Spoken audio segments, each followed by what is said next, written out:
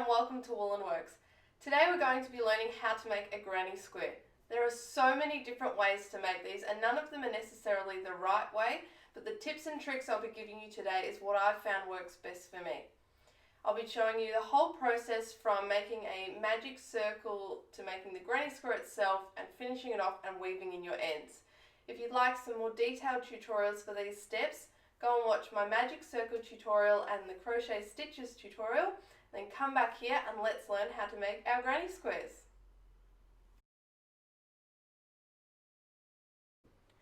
For this tutorial you're going to need a ball of yarn, a crochet hook and a set of tapestry needles. You'll only need one, but this will be used to weave in your ends once you've finished your granny square.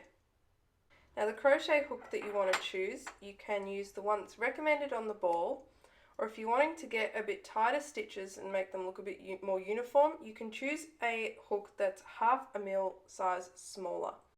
And your granny squares you want rather tight, so picking a smaller crochet hook can be an easy way to do that, but if you already are a tight crocheter, then just use the recommended size. So to start, I like to make a magic circle, and this is one of the first variations. Some people start with a chain of 3 to 6 stitches and then they'll join it back to itself. So they'll do something like this. 1, 2, 3, and then join those together to make a loop. But I personally don't like this method because then you can't make that loop smaller if it's too big. So that's why I like using the magic circle. And to do that, you can make a slip knot where you take the tail end of your yarn, wrap it over the working end, and go inside the loop, grab the tail and make a knot. And now when you pull the tail, that loop will get smaller, and this can be counted as a magic circle. So you can do that and then chain a few stitches, and that would be considered your magic circle. Another way to do the magic circle is to take the tail end of your yarn in the palm of your hand, wrap it around your fingers making an X, insert your hook, pick up the yarn on the left and pull it out, wrap your hook to face the sky and grab that same bit of yarn and pull it through to do a chain stitch.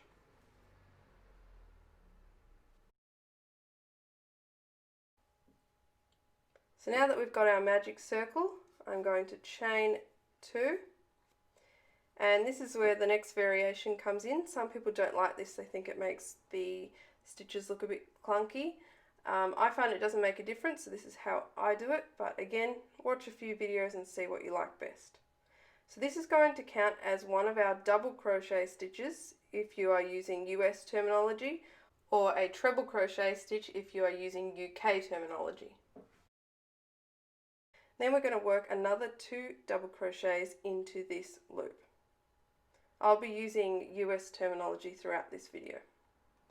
So we're going to wrap the yarn around the back to front of our hook, then insert into the magic circle, wrap and pull up a loop. So you now have 3 loops on your hook. Then going to wrap and pull through 2 of those loops, and again wrap and pull through 2. And let's do that again. So once I've finished this, we'll have 3 double crochet stitches, and this will make the first group of our granny square. So we've got 1, 2, 3, and then to finish off that group we're going to chain 1, 2. And these chain 2s will be our space where in the next round we'll insert our hook to build the next layer of our granny square. So it's really important that we include these chain spaces. Let's do another group of 3 double crochet stitches, and we're going to do 4 groups of 3 around our circles. So once I've finished this one, we then chain 2, 1, 2, and now you can see we've got 2 groups of 3, and I'm going to do that group another 2 times.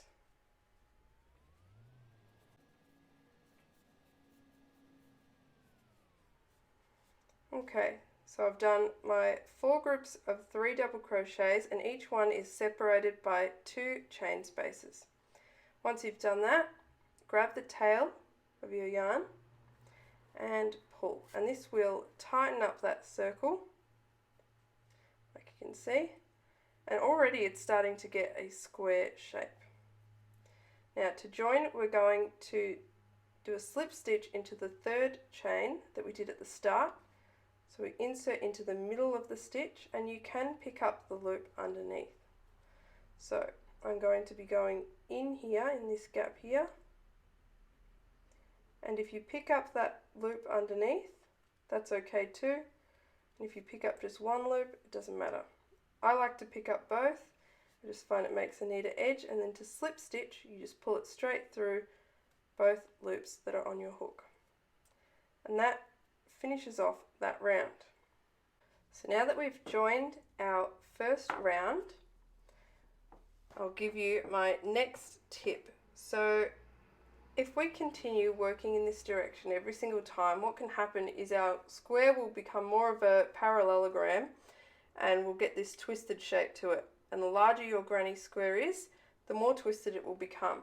So what we can do is actually turn our work over so that we are now looking at the wrong side, which is where our tail is, and we'll slip stitch into our chain space here. So we do that by inserting our hook into that chain space, wrapping the yarn and pulling up a loop, and then pulling it straight through the other loop on our hook. So now we're right in that chain space, and we can chain 3,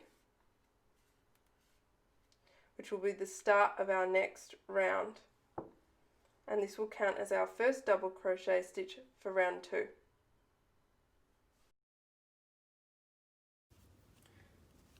So now we can work 2 more double crochet stitches into that chain space. Now some people will only chain 1 for each of their corners. I like to chain 2 so they're a bit bigger, because as I said before, I crochet quite tight, so this makes it easier for me to find those chain spaces. So wrap, insert into that chain space, pull up a loop, and we'll do that 2 times. Now because this is going to be the corner again, but we're actually going to treat this as half of the corner. So we'll only chain 1, and then we'll work into our next corner. So you wrap and do 3 double crochets into this next chain space in the corner. That's 1, 2, and 3, and then this is a corner, so we're going to chain 2 this time and work another 3 double crochets into that stitch. So you'll have 2 groups of 3 double crochets, and they will be separated by 2 chain stitches.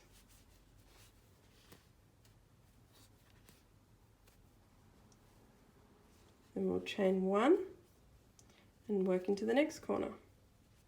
We'll do that in the last 2 corners.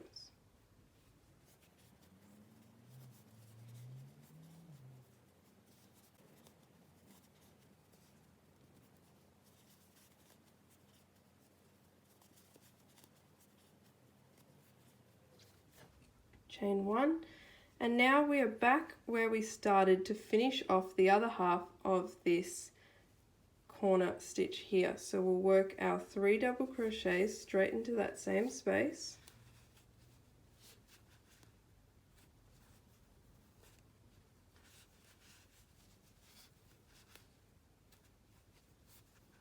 and 1 more,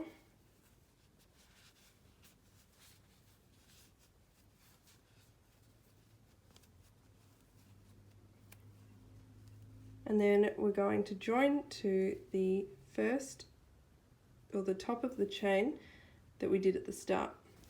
So we'll do our slip stitch into there, but remember this is a corner, so we'll need to chain 2 and then do our slip stitch. We insert, remember, into the middle of it, through.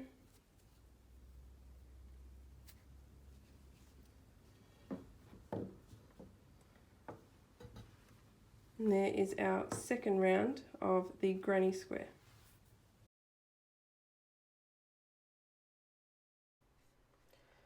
So now we've finished round 2 and our granny square is keeping its nice square edges. So again, we'll turn or rotate our piece, slip stitch into that chain space, and then we'll chain 3. Now some people here will chain 2, completely up to you what you prefer. I do 3 because my chains are quite small. And then we work another 2 double crochets straight into that chain space.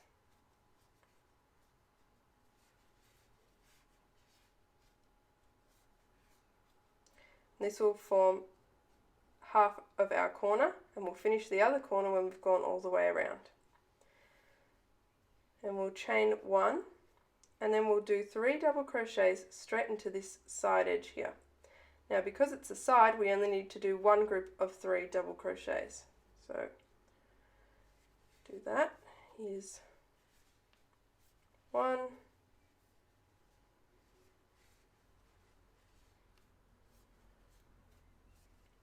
2,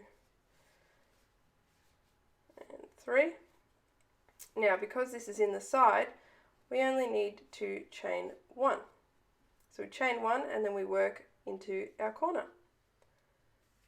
And as before, we do 2 groups of 3 double crochet stitches into the corners, separated by 2 chain stitches. This is so our corner has a bit of a bigger hole, which will allow us to insert more stitches into it as we grow our granny square. So we chain 1, chain 2, and then another 3.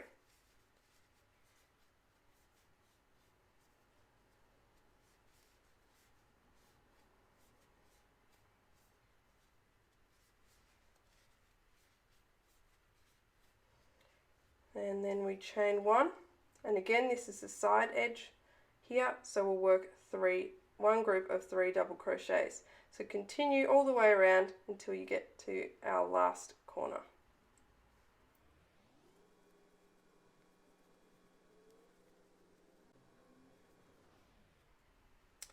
And now we're up to finishing our last corner, so we'll work 3 double crochet stitches into that same chain space in the corner.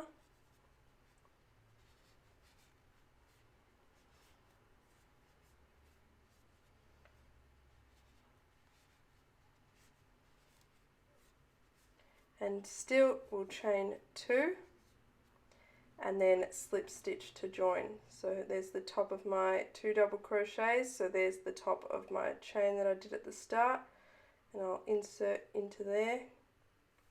It's in the middle of the V, and do a slip stitch. And there is my next round of the granny square all complete. So you can see it's really kept its straight edges by turning each time. So that is, if there's any tip that you take away from this video, it's that, to turn each round and you'll keep your square looking really nice and square. Now if we're happy with this size, and that's where we want to finish, what you want to do is grab the tail end of your yarn and the scissors and simply cut the end, and then you're going to pull that loop all the way through your piece to finish it off. Now the next tip that I have is to do a seamless join. So you want to take the tail end of your yarn, and if you wrap it over your tapestry needle and pull down quite tight and slip it out, you'll then be able to hopefully wiggle your yarn through this hole in your needle. And my yarn's quite thick, but you can see it's still gone through, so that's another little handy tip. And now we're going to do a seamless join. So we've got this bump here, which is fine, but if you want to make it seamless, here's how to do it. So we're going to work 2 stitches across from where we've joined. So we've joined here, I'm going to go 1, 2 across. We're going to take our tapestry needle and go in under both loops and pull that through like so. And then we're going with our same tapestry needle, going to go through and just into the back loop of the stitch that we've joined into, and you'll see this creates our V-like stitch, and pull that through. And when you pull, you'll see it completely gets rid of that join, and it just looks like your V-like stitches all the way across. And you can pull that a bit tighter than I've done it there. And you won't be able to tell that there was a join anywhere in that square. Now to complete this square you want to weave in your ends, and you'll often do that on the wrong side. Even though we have turned our work each time, the wrong side will be the one where the tail is. Now to weave in your ends you can do it a number of ways. I like to work down my stitches until I get to these loops here, and then I can thread back and forth along those as much as I like. The more you weave, the less likely it is to come undone, but it's also not the most enjoyable process. So just do it until you think it won't come undone. So I'm going to go down under here,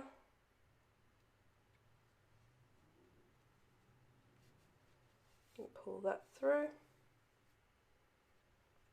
and then I'm going to go under the next loop, just working my way down slowly towards those stitches. Again, there's no right or wrong way how to do this, it's just simply however you want to weave in your ends so that they stick. And I might go under here.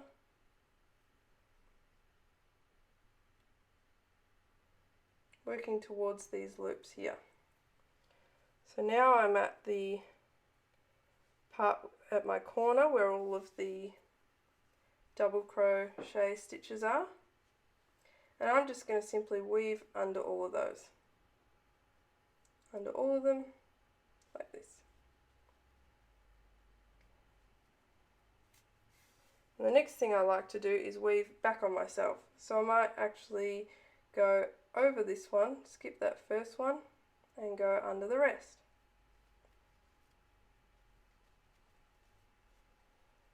And I'm having a bit of trouble pulling it through because this yarn's quite chunky and this needle's not made for it. And you don't want to pull too tight that your piece becomes no longer a square. And just keep weaving those ends until you feel like they're nice and snug and not going anywhere. You can work as much as you like or until you get sick of it. And then once you're ready, you can take that tail end and cut it nice and close to your work, taking care not to cut your actual piece. And then for the other end, do the same. So pull it tight over your tapestry needle, slip it off, and then hopefully with any luck I'll be able to thread this through. Good. I definitely recommend using a bigger one for this thick yarn. And again, you can go in and under your stitches as many rounds as you like, working back and forth. And we did work over the tail at the start, so they'll already be wrapped around a fair bit, but you can do as many as you like until you feel like it's snug, and then again you'll cut off the tail when you're done. So I've woven my ends around now and I'm quite happy with how they are, so I'll cut that off. And there is my first completed granny square, and you can see it's relatively square, and this is before blocking. So once you block it, you can make it even neater. So now you know how to make your granny squares. I'd love to know if you learned any new tips or tricks if you've made them before. And if you enjoyed today's video, please give it a like and subscribe to my YouTube channel. My next 2 videos will be how to join colours to your granny square to change the colours as you go around, and also how to join them in the round so that we don't need to weave them together at the end. So, if you want to watch those, make sure you subscribe so you don't miss them. If you want to see what I'm making at the moment, head over to @woolenworks on Instagram and Facebook. Thank you for watching.